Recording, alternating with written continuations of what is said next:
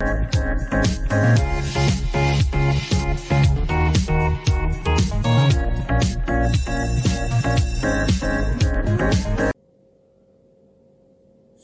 मित्रों, आज फिर से कक्षा 9वीं पाठ 2 काव्यखंड दोहे जिसके कवि हैं रहीमदास जी। कल की वीडियो में मैं आपको जो पढ़ाया था दोहे अच्छी तरह से समझाया था। उम्मीद है कि आप लोग पढ़ लिए होंगे, समझ लिए होंगे। आज उसके बाद अगला दोहा है। दीर्घ दोहा अर्थ के आखर थोरे आय, अज्यों रहीम नटकुंडली सिमट कूद चढ़ी जाए। धनी रहीम जल पंक को लघुजी पियत अघाय, उदधि बड़ाई कौन है जगत पियासो जाए। नाथ रीझ तन देत मृग नरधन हेतु समेत, अते रहीम पशु से अधिक रीझे कछु न देत।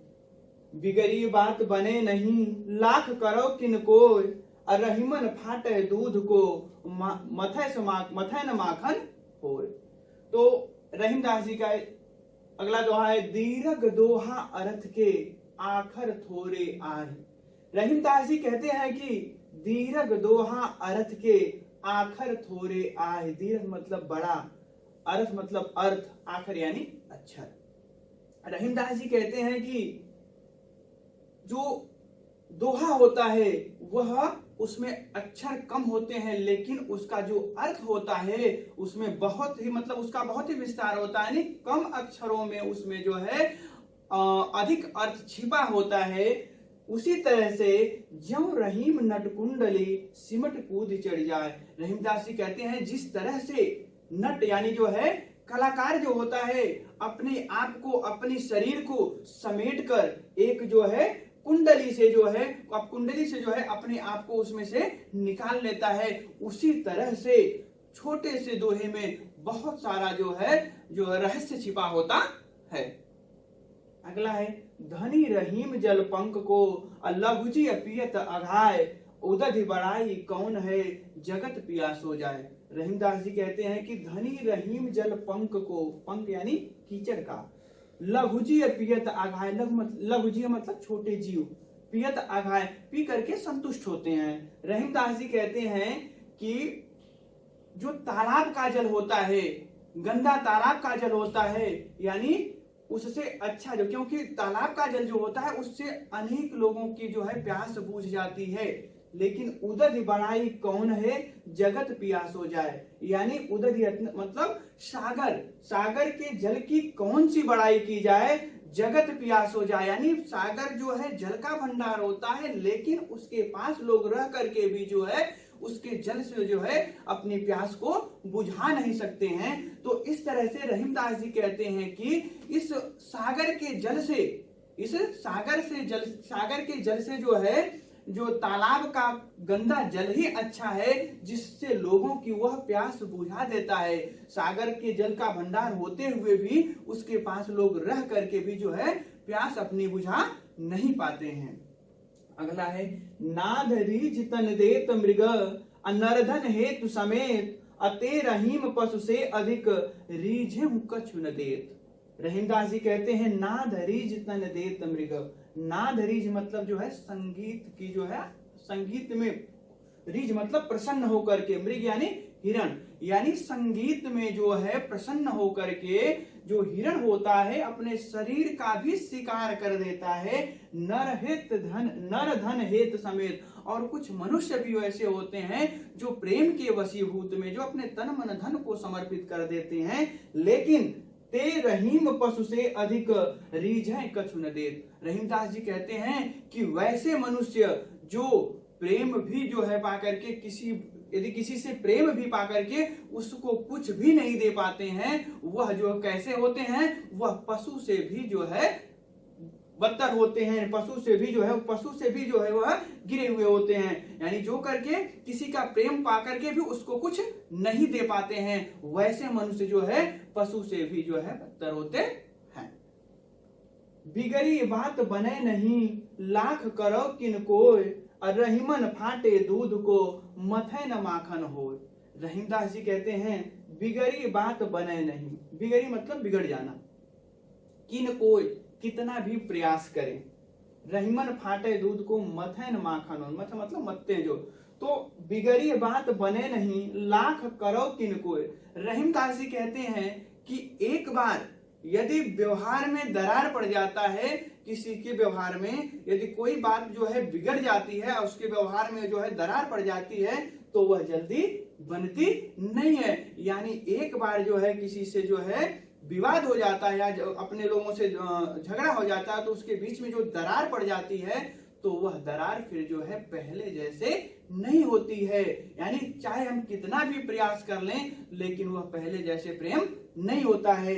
जैसे रहीमन फाटे दूध को मथे न माखन हो। रहीमदास जी कहते हैं कि जिस तरह से फटे दूध को जो है हम कितने भी मथेंगे, लेकिन उसमें से क्या है, मक्खन नहीं निकलता है। यानी हम फटे दूध को कितने भी मथेंगे तो उसमें से मक्खन नहीं निकलेगा। उसी तरह से जो है एक बार जो है व्यवहार में दरार पड़ जाती है, प्रेम में दरार पड़ जाती है, तो वह जो है प्रेम जो वह लगाव जो है पहले जैसे नहीं हो सकता है। ठीक ना। तो इसमें जो है रहीमदास के नीति परक दोहे में को जो एक एक करके मैं आपको जो है समझा रहा हूं, आप ध्यान से सुनिए और समझिए। तो अगला दोहा है,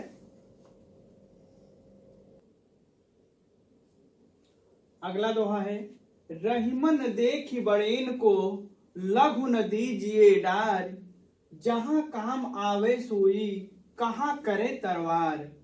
रहीमन निज संपत्ति बिना कौन विपत्ति सहाय, अबिनु पानी ज्यों जलज को नहीं रवि सकै बचाए। रहीमन पानी राखिए अबिनु पानी सब सून, अपानी गए न उबरे मोती मानुष चून। तो अगला दोहा में, रहीमन देखी बड़ेन को लघु न दीजिए डार। रहीमदास जी कहते हैं कि बड़ी वस्तु को पाकर के हमें छोटी वस्तु को जो है फेंक नहीं देना चाहिए। उसका जैसे कहने का मतलब, यदि आपको बड़ी वस्तु मिल जा रही है तो छोटी का अनादर नहीं करना चाहिए, क्योंकि जहां बड़े का काम है वहां बड़ा ही करेगा, लेकिन जहां छोटे का काम है वहां छोटा ही कर सकता है। जहां काम आवे सुई कहां करे तरवार। रहीमदास जी कहते हैं कि जहां सुई का काम होता है वहां तलवार जो है कुछ भी नहीं कर सकता। यानी जहां पर सुई की का हमें प्रयोग करना है, जहां सुई का हमें काम है, वहां तलवार नहीं कुछ कर सकता है। इसलिए व्यक्ति को हमेशा जो है सोच समझकर कार्य करना चाहिए। यानी हर का अपने स्थान में महत्व होता है, छोटे का भी महत्व होता है, बड़े का भी महत्व होता है। इसलिए जो है बड़ी वस्तु को प्राप्त करने के बाद छोटी वस्तु को अनादर नहीं करना चाहिए, उसको फेंक नहीं देना चाहिए। अगला है, रहीमन निज संपत्ति बिना कौन विपत्ति सहाय, अबिनु पानी जल ज्यों जलज को नहीं रवि सकै बचाए। रहीमदास जी इस दोहे में कहते हैं कि रहीमन निज संपत्ति बिना, निज मतलब स्वयं की, कोई न विपत्ति सहाय। विपत्ति यानी दुख के समय, कष्ट के समय, सहाय यानी सहायता करना। बिनु पानी ज्यों जलज, जलज यानी कमल, नहीं रवि सके बचाए, रवि यानी सूर्य, बचाना, बचाए यानी बचाना। तो रहीमन निज संपत्ति बिना कोई न विपत्ति सहाय। रहीमदास जी कहते हैं कि अपनी निजी जो है धन दौलत के बिना जो है दुख में, विपत्ति के समय कोई भी सहायता करने वाला नहीं होता है। जब हमें विपत्ति में होते हैं, कष्ट में होते हैं, उस समय हमें जो है अपनी खुद की ही जो है संपत्ति काम आती है, धन दौलत काम आता है, दूसरे की नहीं आती है। बिनु पानी ज्यों जलज को नहीं रवि सके बचा। जिस प्रकार से बिनु पानी ज्यों जलज को, यानी बिना पानी, यानी तालाब में पानी कम हो जाएगा तो उसमें जो है कमल को सूर्य भी नहीं बचा सकते हैं। यानी जो खुद का है, अपना जो है, यानी जलज के लिए, यानी कमल के लिए जो तालाब का महत्व है, यदि तालाब में पानी नहीं रहेगा तो उसे सूर्य भी बचा नहीं सकते हैं। अर्थात उसी तरह से जो है, यदि इस उदाहरण के द्वारा रहीमदास जी बताना चाह रहे हैं कि यदि अपने पास धन दौलत नहीं रहेगा तो दुख के समय कोई भी बाहरी इंसान आपकी सहायता करने वाला नहीं है। दुख के समय, विपत्ति के समय अपने पास धन दौलत है, वही काम आएगा, दूसरा काम नहीं आने वाला है। अगला है, रहीमन पानी राखिए अबिन पानी सब सून, अपानी गए न उबरे मोती मानुष चून। रहीमदास जी इस दोहे में कहते हैं कि व्यक्ति को अपने पानी यानी सम्मान को बचा के रखना चाहिए। यानी यहाँ पर पानी का जो है तीन अर्थ है, यानी तीनों के मोती के लिए अलग है, मानुष के लिए यानी मनुष्य के लिए अलग है और चूने के लिए अलग है। तो पहला जो है रहीमदास जी के अनुसार पानी का अर्थ मोती के संदर्भ में, यानी यदि मोती के संदर्भ में पानी का तात्पर्य यह है कि यदि मोती की चमक, पानी अर्थात चमक समाप्त हो जाए तो मोती का कोई जो है मूल्य नहीं रहता है, अस्तित्व नहीं रहेगा, कोई मतलब नहीं रहेगा। दूसरा है मानुष। मानुष के संदर्भ में पानी का अर्थ होता है सम्मान। यदि व्यक्ति का, किसी भी मनुष्य का एक बार सम्मान जो है उतर जाए तो उस व्यक्ति का कोई भी समाज में महत्व नहीं रहता है। वह पानी जो है, सम्मान जो है फिर वापस नहीं आ सकता है। बिना सम्मान के मनुष्य को का कोई जो है अस्तित्व नहीं रहता है। तीसरा है चून का। चून के संदर्भ में पानी का अर्थ यह है कि यानी चूने के लिए यदि पानी चूने को पानी से अलग कर दिया जाए तो वह मृतक के समान होता है, उसका कोई मतलब नहीं होता है। तो इसलिए जो है व्यक्ति को हमेशा जो है अपने पानी को जो है बचा के ही रखना चाहिए, तो जो है उसके अस्तित्व को हमेशा बचा के ही रखना चाहिए। इस तरह से रहीमदास जी के जो दोहे हैं आपको भली भांति तरह से मैं एक एक करके समझा दिया हूं। इसको आप घर पे बैठ करके अच्छी तरह से पहले पढ़िए, फिर एक एक शब्द अर्थ को देखिए, देख करके उसके भावार्थ को अलग अलग से जो है एक एक दोहे का जो है समझ करके अध्ययन करिए, ताकि आपको कोई परेशानी न हो।